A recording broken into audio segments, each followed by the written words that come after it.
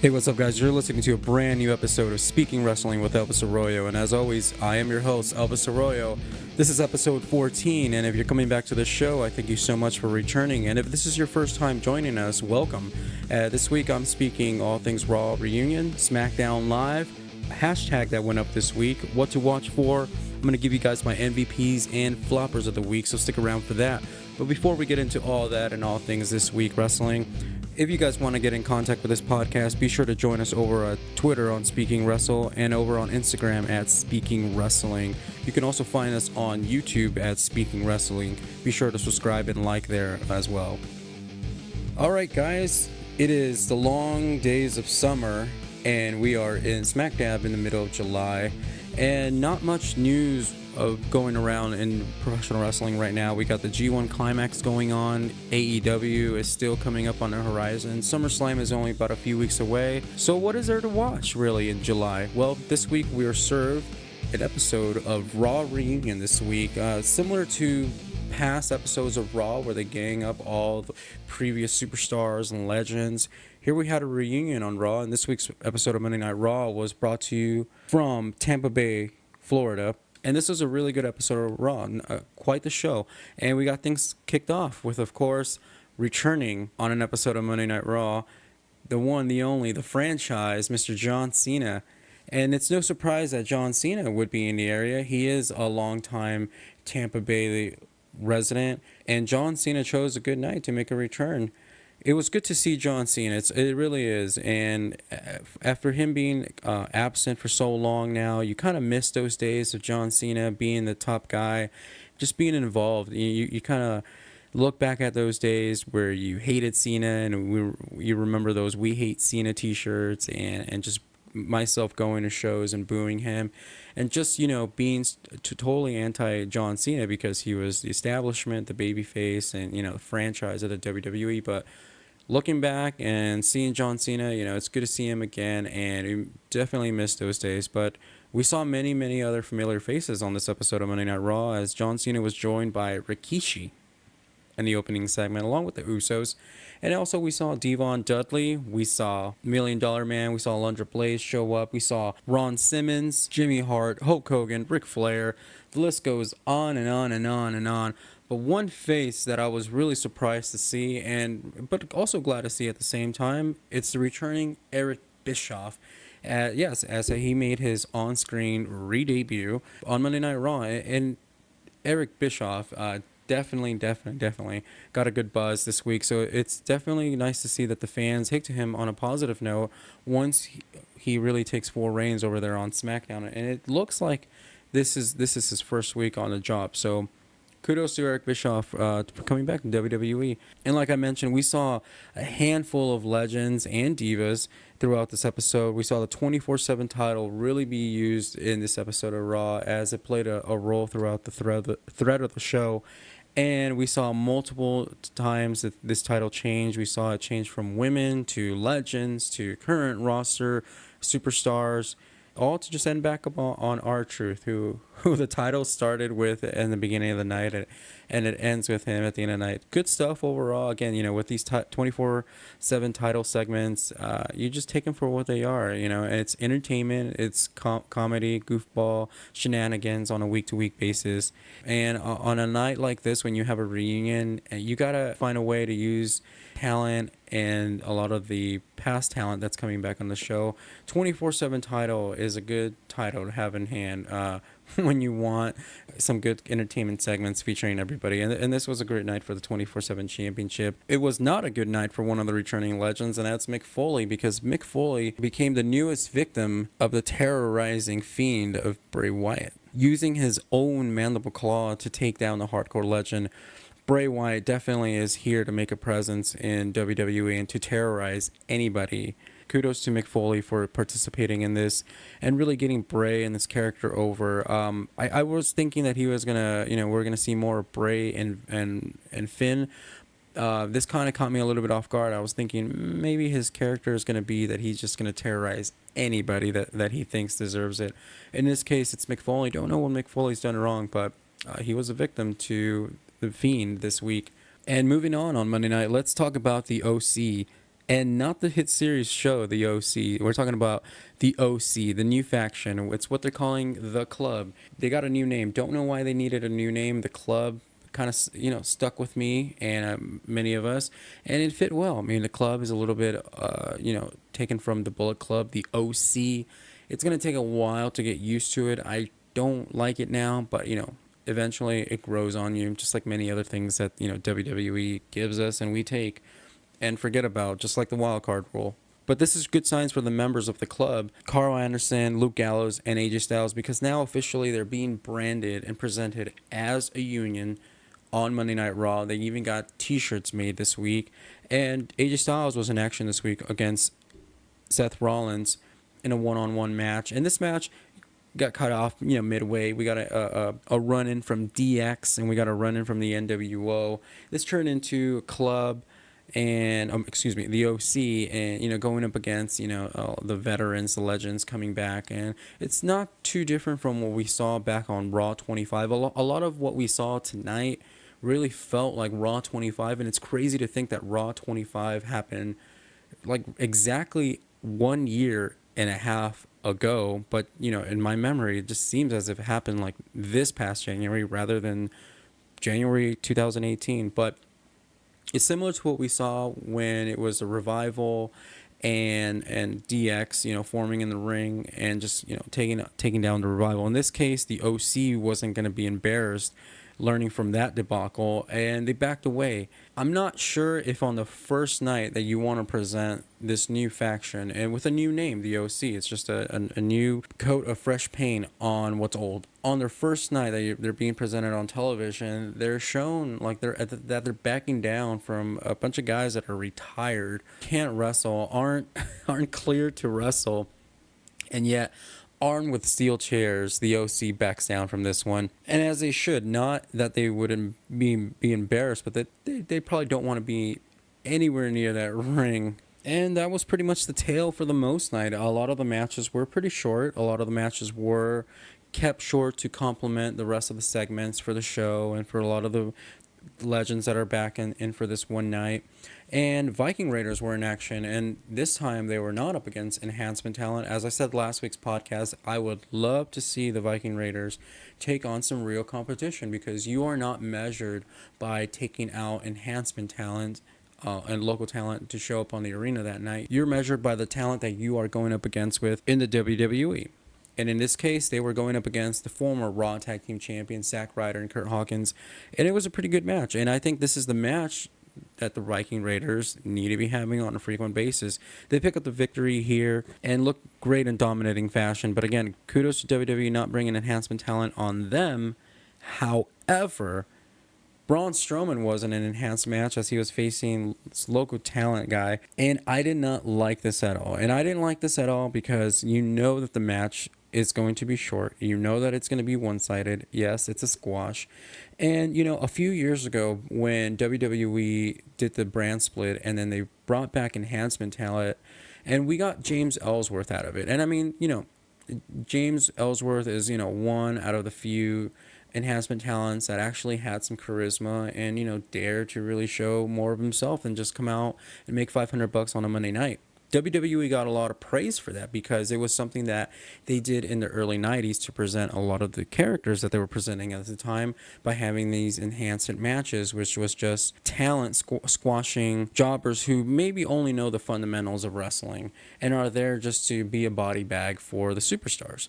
And again, WWE was getting praise from a lot of people that, yeah, this is good. They brought back Enhancement Talent. And this is one of those cases where is nostalgia really that good as it was? Because if you're thinking that, hey, they're bringing back Enhancement Talent, it's just like the Federation days. Well, you need to really question yourself in that and think, but was it that great? Or were the Federation days that great? No, they weren't.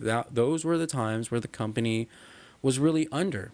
And it took them a while to come up, and it's because they weren't producing superstars that were gravitating the attention of viewers. And in that generation, the new generation, WWE was all about Enhancement Talent. There were the larger-than-life characters that we knew, Shawn, Razor, Diesel. But their opponents, we didn't know unless they were going up against one another. And back then, with live shows being limited and pay-per-views, we really only had the big fours, and in your houses were only becoming a thing. Enhancement talent was used on a frequent basis if you tune into an episode of Mania on the weekend, Superstars, Monday Night Raw. But I think in 2016, where we're at now, having enhancement talent, I think it's great if it's on an NXT level, and they do use a lot of their talent that's underutilized and not yet ready, but enough to go out there and be used as enhancement talent.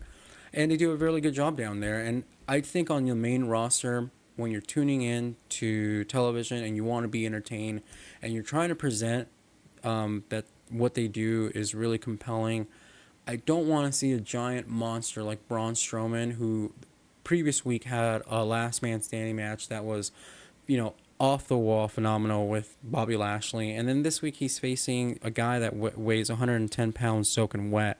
I don't want to see that because I already know I want to skip it. And I already know that this doesn't do anything for Braun Strowman because we know he's a monster. What's the big deal that he beats up somebody that, we don't even know their name? So that's my take on enhancement talent. I say that only because I like Braun Strowman, but I do not care to see him beat up people that it's a given he's going to beat up. I want to see Braun Strowman move on to the next thing. And I think that the next thing Braun Strowman should be moving on to, because he does not have an opponent for SummerSlam, should be Drew McIntyre. I think this would be a great matchup for Drew and for Braun. Braun coming out of that rivalry with Bobby Lashley, which ended in that last man standing. Who knows where you can take this? And with a Scottish psychopath like Drew McIntyre, you put him in there with a monster. I think you got a hell of a matchup and a hell of a rivalry. It's a program that should be booked. Go ahead and do it. And lastly, to close up Monday Night Raw, we got the return of one of my personal favorites. He's one of the greatest of all time, Stone Cold Steve Austin, coming back on Raw on this rare occasion. And listen, it's so good to see Austin. Whatever you think of WWE, whatever you think of the show, anytime Stone Cold is back on Monday night, you got to watch. He definitely is, up there in many people's Mount Rushmore. It's arguably the top most selling draw in WWE history. He did wonders for the Attitude Era and his time for the business. See Stone Cold back like this, he still looks great. It looks like he's kicking ass. He's in great shape. To see him in there and really put over the men and women that he worked with back in the day. And we didn't get a lot of him praising the new, but what we did get a lot of from Steve, it felt like that this is one big family. And I think that's one of the themes. And the close to this show was a toast to the Raw reunion and to anybody that's ever been involved with Raw. I think it was a good way to go out. And how I've been saying the last few weeks, it's how you close a show is how you keep people wanting more. And, this was more of a celebration night. You kind of have to put a little bit of your, needs and demands from the current roster aside, because this was a special episode of Monday Night Raw unlike no other. This was a Raw reunion. Who knows if we're going to get anything like this. I mean, we for sure will get something like this in the future where they'll bring back a cast of legends to return, but who knows if we'll ever get this group back. So it was a fun night. It was really great. One fascinating thing that I did take away from Monday Night Raw that I got to mention, and it's regarding the legends and a lot of these superstars returning for a night like this where a lot of storylines or progress has to be put on hold because we have to kind of spare the time for this. And look, we shouldn't be, disappointed that the legends are coming back. This week's episode of Monday Night Raw was the highest rated Raw of all of 2019. So kudos to the WWE and kudos to the legends because they are still drawing eyes and still drawing numbers. So, but one thing that I did want to take away from this Monday Night Raw is the verbiage that Sami Zayn had and a lot of the verbiage that Samoa Joe had. And it's that they felt that they don't care about the legends.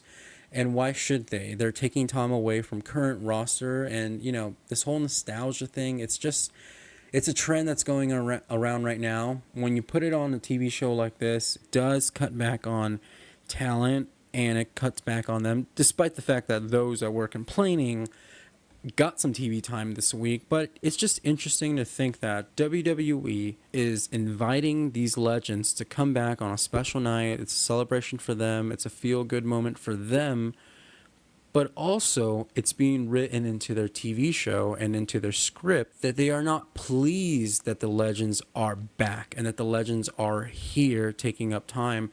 It's this weird conundrum because WWE, like I said, they're the ones giving us a show like this. But in the midst of the show, they are also telling us that they hate doing this. So I don't know what your guys' take is on that. That's one take I took away from this episode of Monday Night Raw.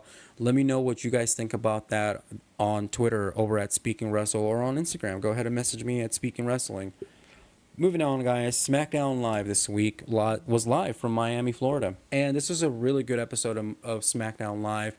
If you wanted to get away from the whole Raw reunion and go back to normal, this was an episode for you. And it was not an eventful one, in so many ways, but there's definitely some things that I took away from this episode that just stood out. And the first thing that I want to cover on this week's episode of SmackDown Live was Miz TV. And on this episode of Miz TV, the Miz had Hall of Famer Shawn Michaels as a guest. And Miz and HBK were interrupted by Dolph Ziggler this week. And we got one of the most fascinating confrontations in my recent memories, because here we have Shawn Michaels, arguably the greatest of all time.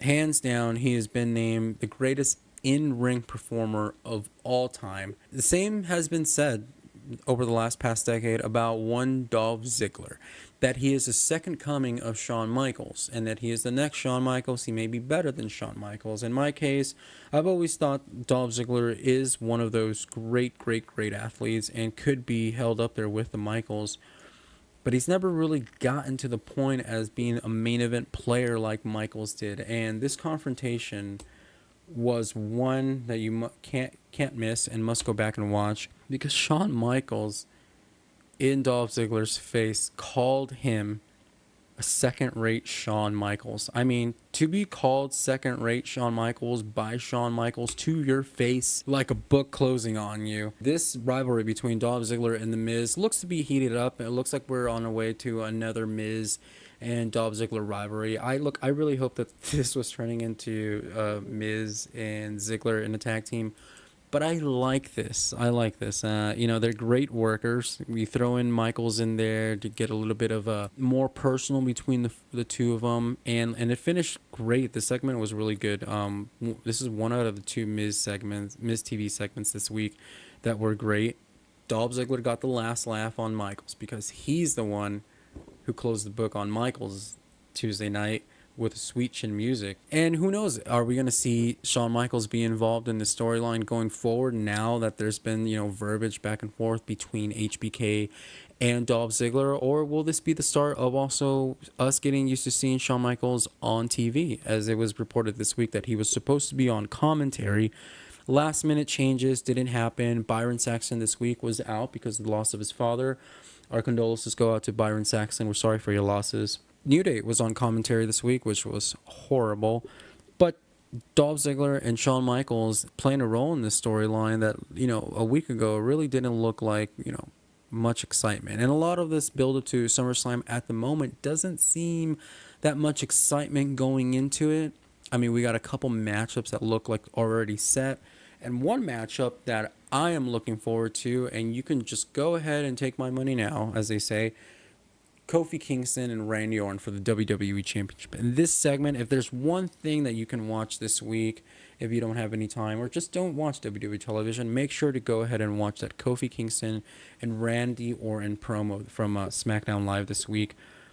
This is 10 years in the making, folks. Just as long as Kofi Kingston's opportunity to become the WWE Champion took 11 years, this is 10 years in the making for Kofi. And like I said last week's podcast, if we get a Kofi and Randy Orton, it's interesting because now the tables are turned. And it is no longer Randy Orton being the alpha. Kofi is no longer being treated as the mid-carder who will never cut his break in the main events. And we even got a video clip from Kofi Kingston reminding us and showing us all where this rivalry really stems from, and the night that Kofi Kingston believes that it was his moment but we never saw what could have happened to Kofi Kingston because of the backstage politics from Randy Orton. And this was a really, really good promo from both of them. I think Kofi really brought out the best promo this week from him. And I think when you're going up with a guy like Randy Orton, it's going to bring the best out of you. And this is really good for Kofi. And I really like this because now we're really getting to see Kofi's true test. You know, he's had some main event matches since WrestleMania, but when you're going up against a guy like Randy Orton, who is a living legend right now in our modern times, you're really being tested now because Randy is, you know, up there with the Cenas. He's up there with the, you know, Batistas. He's one of the guys, and he's a main event guy. And he's headlined WrestleManias after WrestleManias, and as he said in his promo, he's just had to be him this whole time. It's easy to be who he is because he just has to show up and be Randy Orton, and I love that. One of the best promos. We've seen this before from Randy earlier this year with he went, traded some words with AJ Styles in the ring prior to WrestleMania, and it was kind of that work shoot kind of promo. And this is another one of those work shoot promos, but when you're talking about the history of Kofi and Randy Orton and where they've come from to where they're at now, a lot of the stuff that's being worked for them to say. So this is really one of the most intriguing storylines going into SummerSlam. I'm really looking forward to this. It's a matchup that I've been looking forward to because we all wondered where Kofi Kingston's ceiling could have been 10 years ago. And like I said, the roles are reversed now. Should be a good matchup at SummerSlam. All right, and if there's any news that actually did come out this week besides Raw and SmackDown Live, there was a hashtag that popped up on social media right after Raw was over, and it was this hashtag, give WWE women a chance. And it sounds like we've kind of been through this and heard something similar to this. This goes back to give divas a chance back in 2014, which in a way spawned the women's revolution the next year. There's a little bit of an outcry coming out of this, and once again, to me, guys, I think this is just social media overreacting over nothing. The give WWE women's a chance all stems from the fact that this past week on Raw Reunion, there was not one women's match, and there was a lack of emphasis on the women. Guys, please, please, please, can you cool it with trying to be social justice warriors? Because you're not. You guys got to seriously think about this. It was a Raw Reunion. Storylines and progress is going to be put on hold for this one occasion. We're going to have guests coming back, and we're going to have special segments. Can you quit with the social justice bullshit? Look, there is no need to say give women a chance. I really think that the women right now are in a good place, despite the fact that, you know, Becky and the lack of Ronda Rousey. This, to me, is one of the best times for the women right now. You guys seriously got to make up your mind because, you know, 1 week it's they're not using Ember Moon, they're not doing it in with her, and then they put her in a title shot, and then it's complaining about she didn't earn it.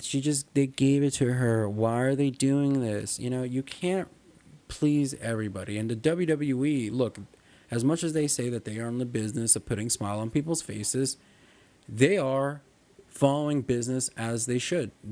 Do they listen to the audience? Yes. But do they give us what they want? No. And this is one of those cases of where I think social media and Twitter world is trying to stir up the pot here because they've did it once and they think they can do it again. And I don't think that just one show that doesn't feature a women's match means, you know, outcry for support on a hashtag. So all of you social justice warriors that tune in to WWE every Monday, every Tuesday, or whenever WWE is on just to bash the company, just hold on tight to your little buttons and your little phones because AEW is going to be starting up soon. All right, guys, I'm going to give you guys something to watch this weekend on What to Watch. MLW Fusion is on this week on BN Sports. Catch it Saturday at 6 p.m. Check your local listings. It is available on PlayStation Vita. If you guys have that, be sure to look for BN Sports. And if you guys don't have time to watch a full episode and just want to watch one match, SummerSlam is right around the corner. And one match that I fondly think about is John Cena versus Randy Orton at SummerSlam 2007. And yes, I know. A Randy Orton, John Cena match? Come on, seriously. No. We've seen that so many times. This is actually one out of the many that they had that doesn't get mentioned a lot, but it was a really, really great match and hot crowd. Go back and watch this. This was John Cena and Randy Orton at SummerSlam 2007. It was for the WWE Championship. It's just, they were live in New Jersey, back at the Meadowlands. Crowd was live. They were hot for this one. They were really feeling it. This was at a time where John Cena was, top babyface, just like as he's always been, and Randy was, coming into his own. He's always been the heel, but this audience was split halfway. For a heel Randy Orton and John Cena, the audience in New Jersey on this evening was hot. You can hear it. They were chanting, "Let's go Randy, let's go Cena." So go back and watch this one. It's one of my personal favorites from SummerSlam. And before we get out of here, guys, I'm going to give you guys my MVPs and floppers of the week. My most valuable player of the week is Roman Reigns. Roman Reigns this week, I never thought I would say it, but I'm really starting to enjoy more of the Roman Reigns segments.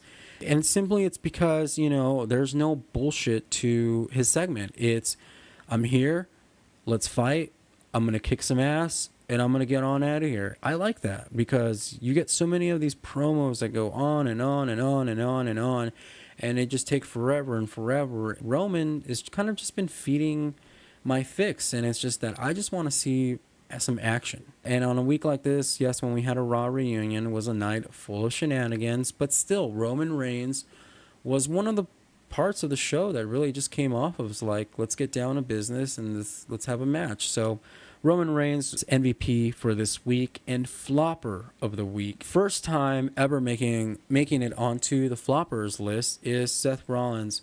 And guys, to me, the reason why I think Seth Rollins made it this week on flopper and why he didn't do it for me was just, I think Seth's just lacking a sensibility of who he really is as a character. I mean, he just lost the Universal title to Brock Lesnar last week, wins a battle royal, and he looked good. He looked like he's wanting to get that title back, isn't losing a step. And this week on the Miz TV segment on Raw, which I did say one out of the two was great, this was the one that wasn't that great. I just don't care for Seth Rollins come out here and trying to be funny and trying to poke fun at Brock Lesnar in a very childish way. And I just think that just doesn't do it for me. I mean, if you're going to call yourself the man, the Beast Slayer, the King Slayer, the man's man, whatever, you need to handle yourself more like a badass. And to me this week, I just really felt like if we can switch Brock Lesnar with anybody else, I would probably switch Seth and go with Roman. Because I know Roman is going to go out there and give me a badass match with Brock Lesnar. And no doubt that Seth Rollins can give us a great match, but I just don't care for the verbiage leading up to SummerSlam. So that's my floppers of the week. All right, guys, and I'm going to get out of here. I thank you guys so much for your time. Thank you so much for your support. Be sure to like and subscribe to this podcast over on YouTube. And be sure to follow us over on Twitter at Speaking Wrestle. And you can find me and message me over on Instagram at Speaking Wrestling. Have a great weekend, guys. MLW Fusion is on this weekend, and we'll do it again next Friday. Bye-bye.